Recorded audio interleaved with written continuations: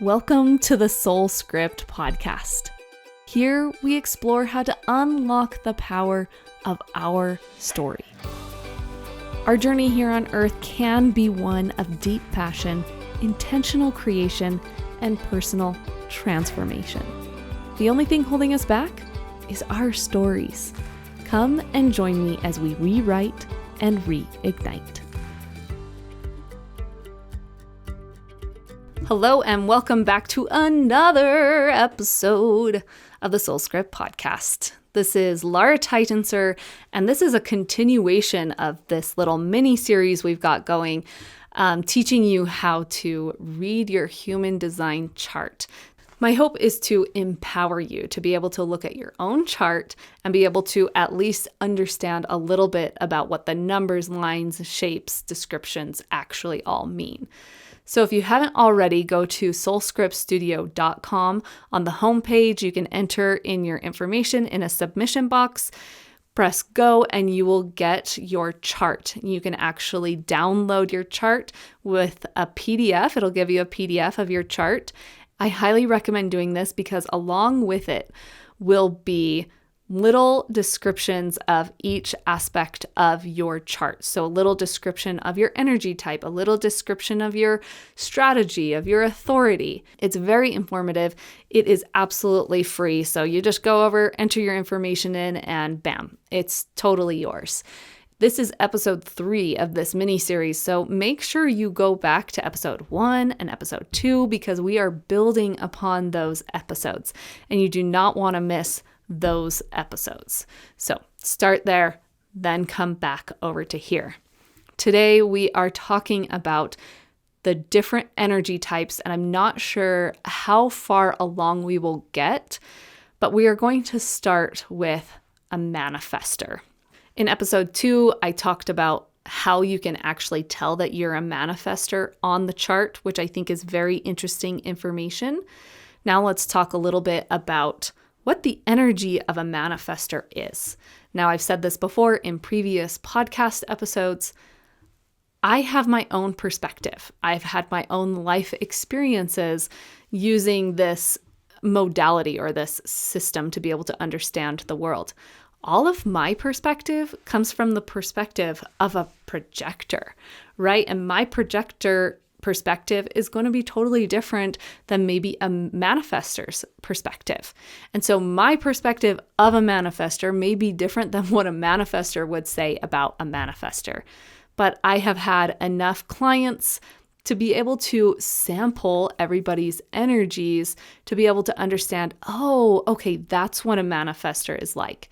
And while I don't know every single detail of each type, I can give you the basics of kind of the strengths that, the majority of that energy type would bring to the table.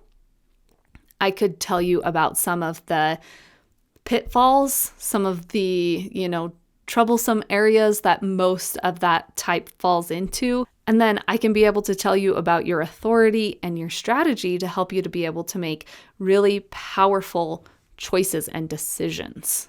All right, so let's get into the energy of a manifester.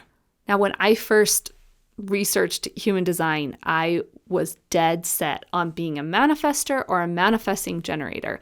And I talked about this a few episodes ago, not in this mini series, but like a few episodes ago, where I shared about how I'm a projector and how trying to live like a manifesting generator or a generator totally burnt me out, and finding out that I was a projector was actually super freeing for me. So go and listen to that.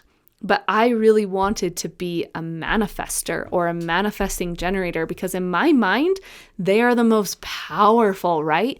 Like manifesting, we all want to manifest. Well, here's the deal, is that every single type is manifesting. Being a manifester doesn't mean that you're the only type that can manifest. I'm talking about on like a really big scale. We talked about how we could have a production and we have our stage crew and we have the director and we have the producer and we have the writer and we have the actors, and every single one of those pieces of this production are super important, but you wouldn't have the actor being stage crew or vice versa, right? Stage crew, but you wouldn't have somebody who is a really strong actor going back and being stage crew or vice versa. Now, that's not to say, I'm not saying anything about like stage crew and how they couldn't be actors, right? We're talking about people who have just like found the thing that they know that they're good at, like maybe a stage crew is really systematic and they're like, I know what needs to be here, when and where, and I just go, and I can do the work, the long hours of painting or whatever it might be, right? They're like, I know I can do that. And so they make really good stage crew. Well, then we have our actors, and they know that they're powerful, beautiful singers, actors. They've been doing it for a long time. They've accepted their gifts. Sorry, I just have this image of like an actor being like, I am an actor, And so we have an actor who knows that they're great and that they're supposed to be in that role. Then we have stage crew. They know that they're great and they're supposed to be in that role. Manifestors, they play a role on the stage. And it doesn't mean that they're the only ones that can be in that role. It means that they're the best suited for that role. We could put an actor or an actress backstage doing stage crew and they'd probably be fine at it. Do you think they'd find a lot of joy? Probably not. We could take stage crew and put them on the stage and they would probably be okay at it. But would they find a lot of joy in it? Probably not. My daughter, who really wants to be part of musical theater, is all about, hey, I want to be part of the stage crew. I want to be part of the lighting and the sound and things like that, because she doesn't want to be on stage, but she still wants to be involved in musical theater.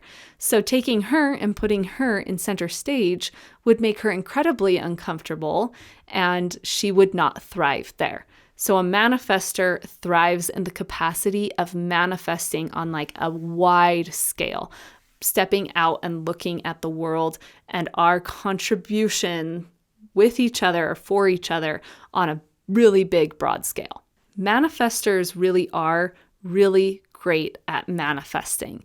They will conceptualize, have an idea, and they just are like, I see exactly how this needs to be, and I'm just going to go out and I'm going to do it, and I'm going to basically bring it into a physical plane. So they have an idea, they move forward with it, and they bring it into reality. Just what you would think of manifesting being, right? One of the best strengths of a manifestor is that they are visionaries. So if we had, an entrepreneur or a startup company, you would have a manifestor as the visionary. But a manifestor is not great at making the business successful or making the product that they created or they manifested into like a viable business. And that is because manifestors, if you remember, they do not have their sacral centers defined. And your sacral center is what is called your life force energy. The only people who have their life force energy defined are a manifesting generator and a generator. And a manifesting generator and generator are the vast majority of the population. You have less manifestors, less projectors, and way less reflectors in the population than you do the manifesting generators and the generators. And that is because they are our life force energy. They are the things that make the world go round. They are the generator outside our house that produces the energy to be able to light our house. They're producing energy to be able to light the world. So our manifestor has the ability to bring a product from this idea into a reality, but then they don't have the sustainability to be able to make it into a viable business. So that's when you would need a manifesting generator or a generator, and that they would make the ideal team. If somebody is a manifesting generator, then they probably are really great entrepreneurs. Each type kind of fills up in their own way. And I will say that every single type needs to be following their passions in life. They need to be doing the things that light them up. And if they aren't doing the things that light them up, then no matter how hard they try to live by their design, and I do that with quotations in the air, it's never going to flow, because we are meant to follow the things that light us up, that make us feel passionate, that we're excited about. A manifestor does not have a sacral center defined. And what this really means for all of the types that do not have a sacral center defined is that they are going to need time to rest. They're going to need time to retreat. They need time by themselves. And when each one of these types that do not have their sacral center defined is given the ability to rest and retreat, then they will be able to function at a much higher capacity than they would have if they didn't have that time for rest. Now, one of my really good friends is a manifestor, but before I actually looked at her chart and looked it up, I had her pegged as a projector, because this friend taught me a very, very valuable lesson in rest. A few years ago, I'll just make this really quick, I was seeing a huge deterioration in my health, in maybe like all aspects of my health. And she kept telling me, you have to learn to rest. You have to learn to rest, because that's what the doctors were telling me. Hey, you need to rest. Rest your back. Hey, you need to rest and not be so stressed out to heal your adrenals. You need time for rest. And so I'd be like, yeah, no, I'm totally resting. I'm resting. But in all honesty, I had no idea how to rest. And so my friend essentially taught me how to rest. And I know that maybe seems a little crazy to you, but as a projector in this world, you are taught that if you rest, you are lazy, or at least that's what I had been taught. And I didn't feel productive if I didn't get, my entire list of to-dos done by the end of the day. So I would kill myself trying to get everything done, exhaust every ounce of energy I had, and wake up the next day and do it over again. Well, this is not right for a projector, and it is also not right for a manifestor, and it is also not right for a reflector. The only energy types that this is right for is a manifesting generator and a generator. But even then, if a manifesting generator or a generator are not doing something that lights them up, that they feel passionate about, they don't have this amazing sustainable energy that we, always tout that they have. Sometimes we call them the workhorses, and that they can just go, and that they have endless energy. But even a generator cannot sustain energy in an environment that doesn't light them up. I want to finish up talking about a manifestor by addressing their strategy and their authority. So the strategy of a manifestor is to inform. And essentially what this means is that they are going to have an idea, and that they're going to just act on this idea, and that they just need to let people know that they are acting on this idea. So, hey, I have an idea for a business. I'm going to go start this business, just FYI. Now, what's really going to piss you off if you are anything but a manifestor is that they are the only types that this is honoring their design with. Every single other type can't just go out there and be like, yo, homies, I'm doing this. I had an idea and I'm doing it. Oh man, this is rough to wrap your head around. And I think the one that's most frustrating for almost every single type is because manifestors are the only ones that are, I don't want to say allowed, but they're the only type that it would work really well, and the flow of life and energy, or the flow of their ideas, would work well by just going out and just seizing it and just letting people know that they're doing it. Now, in contrast, let's talk about the strategy of a generator or a manifesting generator. They both have the same strategy. So their strategy is to respond. So a generator is waiting for something to come into their life to respond to, whether that's energetically, something in their environment coming into their space that they then get to respond to, or whether it's somebody brings them an idea, or they have a new job opportunity, or whatever it may be. So a manifester may have an amazing idea, then they bring it to a generator, and that generator then gets to use their authority to decide if they want to respond to that idea or not. Don't worry, we're going to fine tune this a little bit. We're going to talk about authority and what that is, because I know I just mentioned that out of the blue, and we're going to talk more about strategy. And I think as we talk about it a little bit more, it'll give you a much better picture, a full picture of it all. So just hang in there with me while I explain this step by step. You do not have to feel like you understand everything right now. So it is the strategy for a manifester to be able to go out and do this. So I actually want to go back and read this little snippet, this paragraph that you can get on your chart when it comes up, and just read what it says about a manifestor strategy, which is to inform. And it says, you possess the rare ability to set things in motion on your own initiative. Unlike other types, you do not have to wait, but can follow your inner drive and act. It's important for you to recognize and trust this inner guidance. However, it is helpful to inform your environment about your intentions to ensure smooth transitions and harmonious relationships. So that's really why your strategy is to inform, is to let those around you know what you're going to do so that they, I guess, don't feel like they're plowed over, but that you are giving them some kind of a consideration. I would love to be able to talk to anybody who is a manifestor more in depth to be able to understand how this has manifested in your own life, because I can't even comprehend this energy. I am a projector, and their strategy is to wait for the invitation, which we'll talk about later. But it's definitely not the type where it's I'm just going to hold life by the horns and just go and get it, which is the way that I have very much tried to live previously. I'm a go-getter, so I want to go get.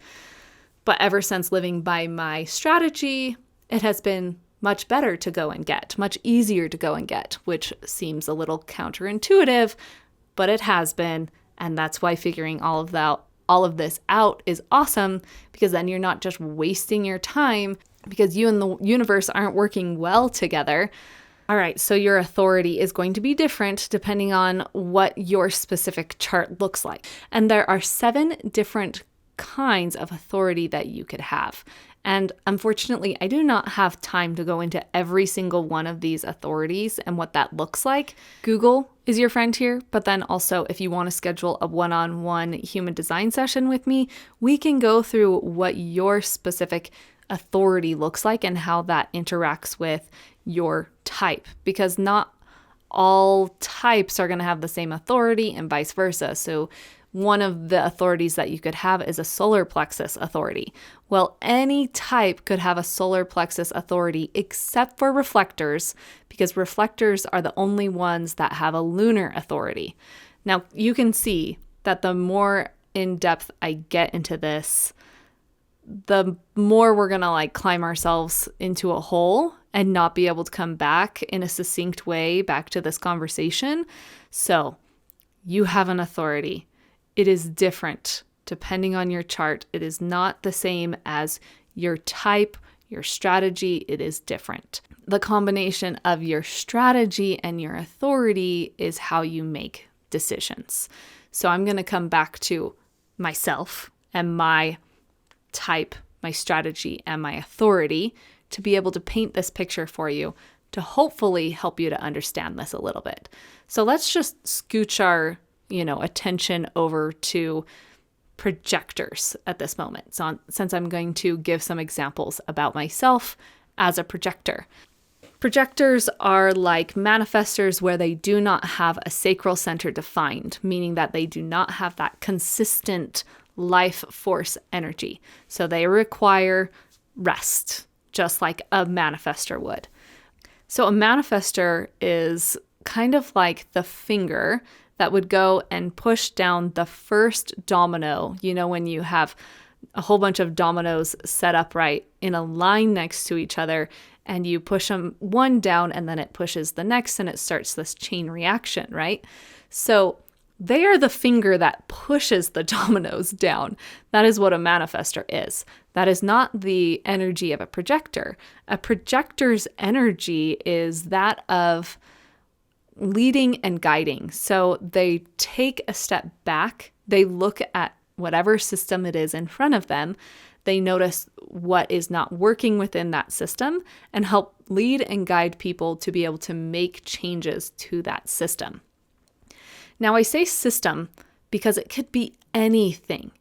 Once again, each type is supposed to do things that light them up. They're supposed to follow their passions, their interests.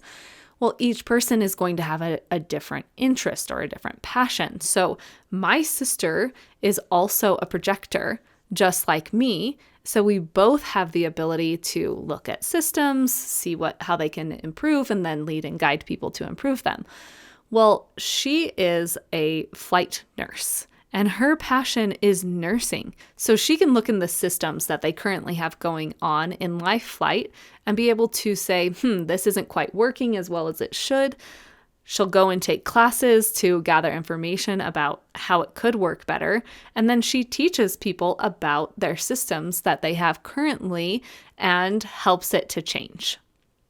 I don't care about nursing. That is not my thing. My passion is people. And the systems that I'm looking at are people's systems. So I look at somebody's system, belief system, whatever it may be.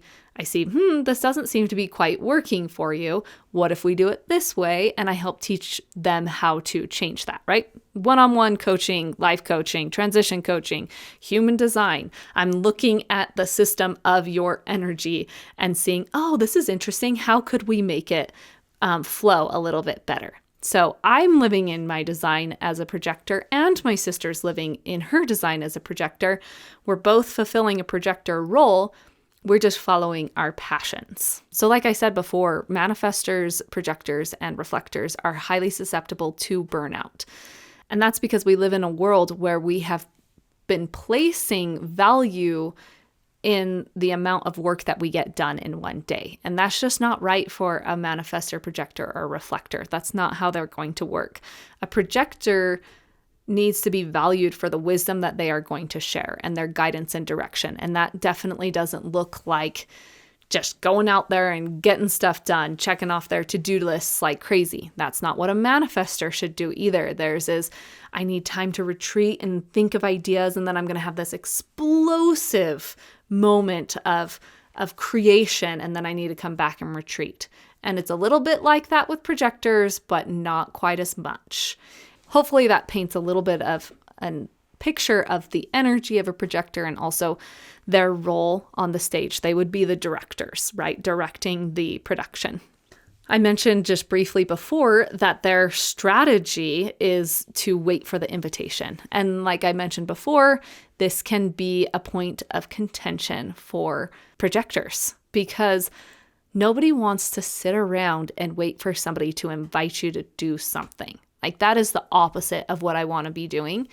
And it really, truly made me angry when I found this out, that somebody else had to recognize me in order for me to be able to then act and for it to be fluid. Well, if my job as a reflector is to lead and guide people, but nobody recognizes my strength as somebody who is wise and has the ability to lead and guide, and I just walk into someplace and I say, hey, you guys are doing this wrong, how well do you think that is going to be received? Not very well, right? When you talk to somebody and they start giving you advice that you did not ask for, how well did you receive that advice? Or how well do you receive that advice? Probably not well. But if you go to a trusted friend and you say, hey, I would love some insight into this, and they share their insight with you, how well are you going to receive that?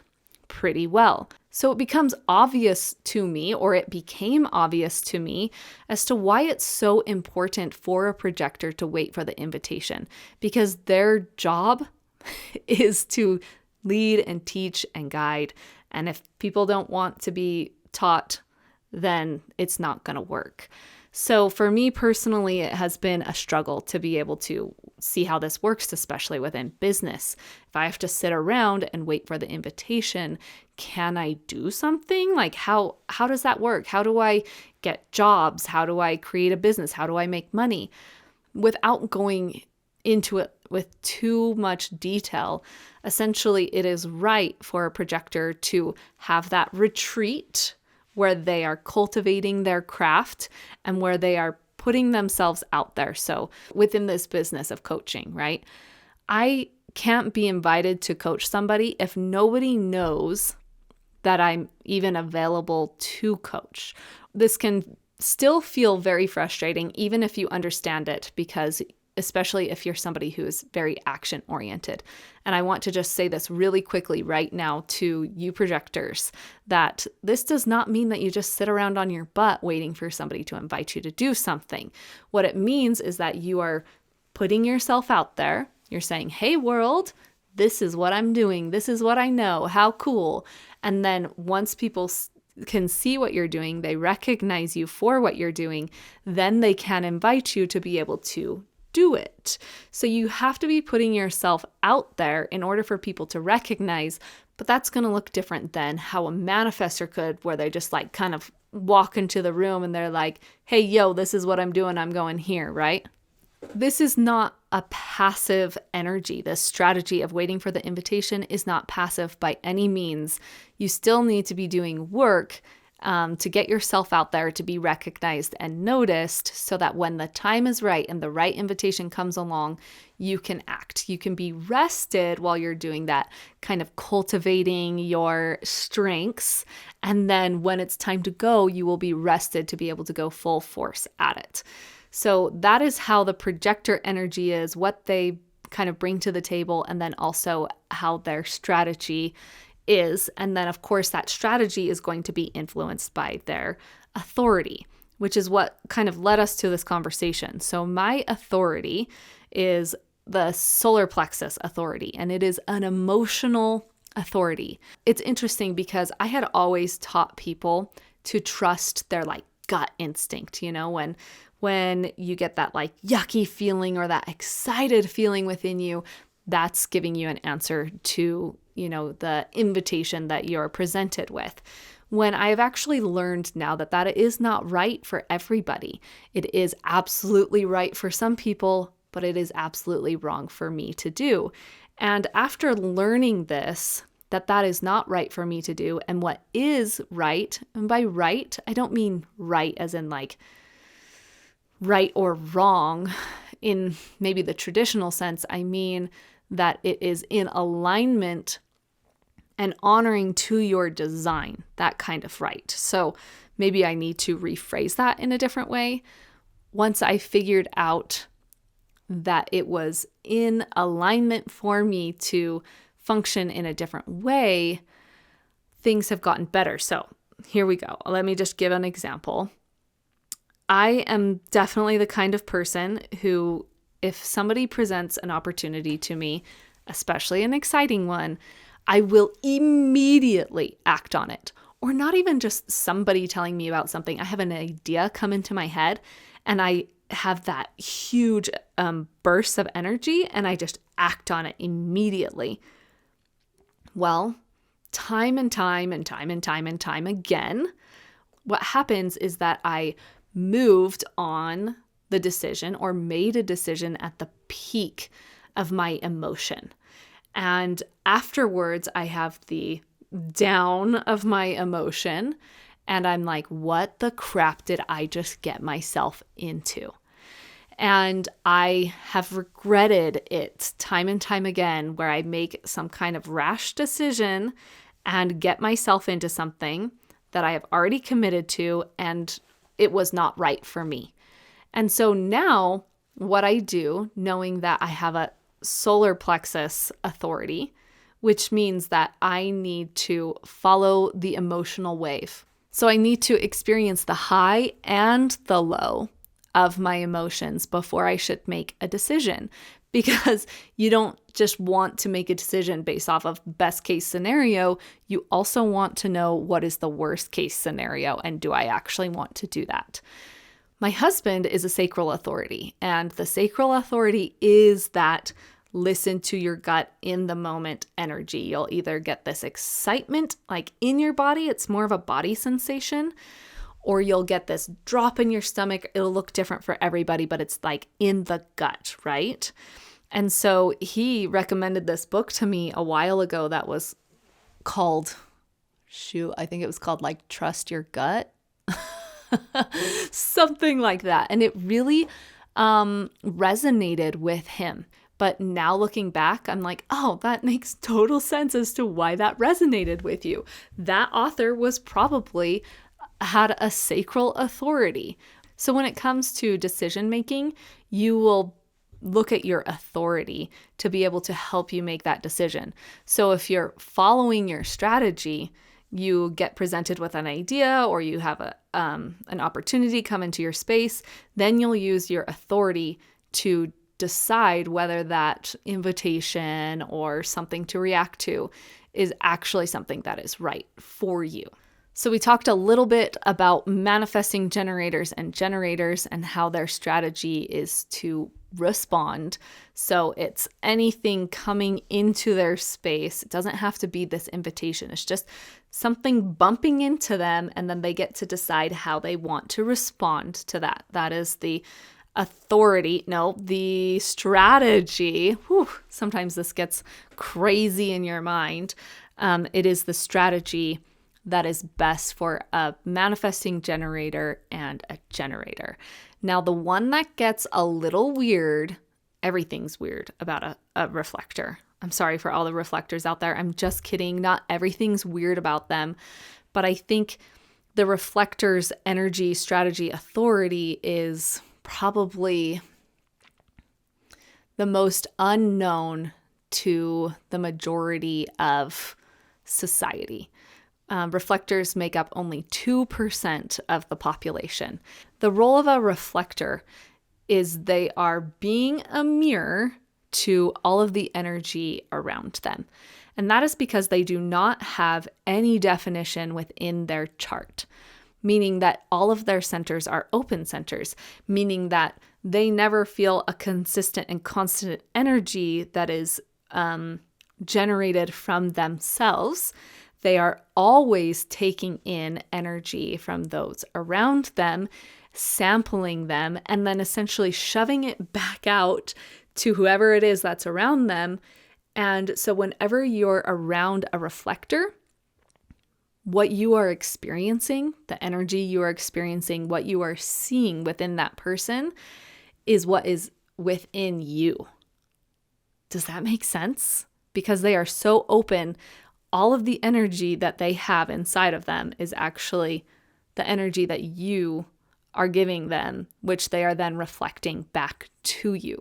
So a reflector can be somewhat triggering because sometimes we don't want to see ourselves clearly, and that can be really hard. And so they can be ones that just, you're around them and you're just like, you just get angry. But also reflectors are our canary in the coal mine. They're the ones that, can tell us when things are off here because I can sample all of this energy and something's not right here. And that is the gift that they give to the world.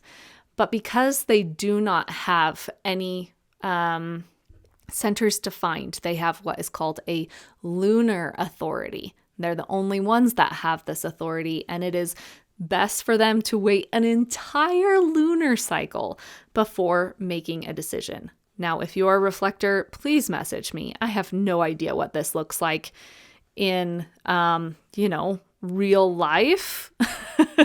And all of these things, I think, all of the authorities and all of the strategies, right? When we're talking about decision making, we're talking about big decisions. You don't need to wait an entire lunar cycle to decide what you're going to eat for dinner, right? These are big changes, big life choices. Now, a reflector's strategy is the only one that is a lunar strategy. Let's see, a lunar. Now, the reflector's strategy is very interesting to me, and I would absolutely love to talk to any reflector about how this strategy really works in their life, because their strategy is to wait a full 28 hours, not hours, I wish it were hours, a full 28-day lunar cycle before making big decisions. Oh, that seems like a really long time for me to make a decision. I can't even comprehend that. So that's why I would love to talk to a reflector who actually has to navigate that on a regular basis. Okay, hopefully that gave you like a crash course in all of the energy types, the different strategies, and then we just barely dipped our toes in on the authorities. The takeaway from this episode is that if you have any desire to look at your human design chart, but it feels overwhelming, I would start with your energy type, your authority, and your strategy. And you can find little descriptions of that on your chart that you downloaded from my website, or like start Googling, because Google is a massive place full of a whole bunch of resources. Get a really good idea about those 3 things and what they mean for you. Ponder on them, see how it shows up in your personal life, and then start experimenting on changing little things in your life to be able to live more in alignment with your design. And that's really what's going to be important, is taking tiny steps towards living in alignment with your design. Sometimes a career that we have and that we're currently placed in, or a position that we're in inside a company, is actually not the best one for us. But it is very difficult to get up and say, I'm just going to quit my job because this isn't an alignment for me, right? What is a small change that you can make within your job, or maybe not even within your job, maybe within your household, that you could control a little bit? And really that's what you need to do, is take really small, simple steps towards living in more alignment with your design. Don't go out and make any crazy changes right now unless, your strategy and authority and type tell you to do that, sure. But a lot of us aren't in the position to quit our job because it's not in alignment with us. But what small changes could you make in your role at your job, if any? What small changes can you make in your home life or in your routine, or honoring the fact that you need rest, or I didn't even talk about this, but manifestors, projectors, and reflectors all need to have time away from people, even if they're extroverted.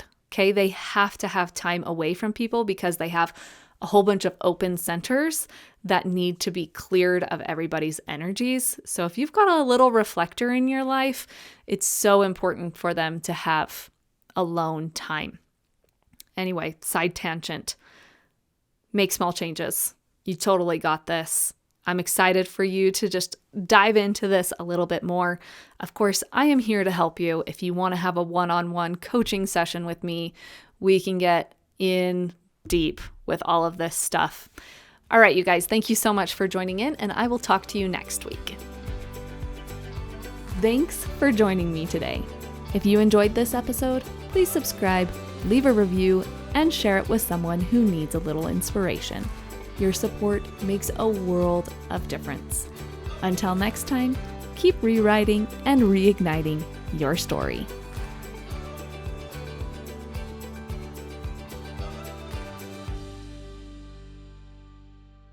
Before we finish this podcast episode up, I want to share one more thing with you. I have a therapist, and I go and see a therapist on a very regular basis.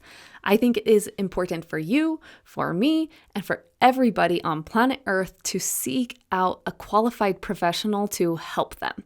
Please remember that the advice I share on this podcast is just for general purposes only. I seek out to be accurate, but I certainly cannot guarantee it, nor do I accept the responsibility for any actions taken after listening to this podcast. By listening, you agree not to hold Soul Script Studio, nor myself, Laura Titanser, liable for any outcomes. Thank you so much for understanding, and go and find yourself a therapist.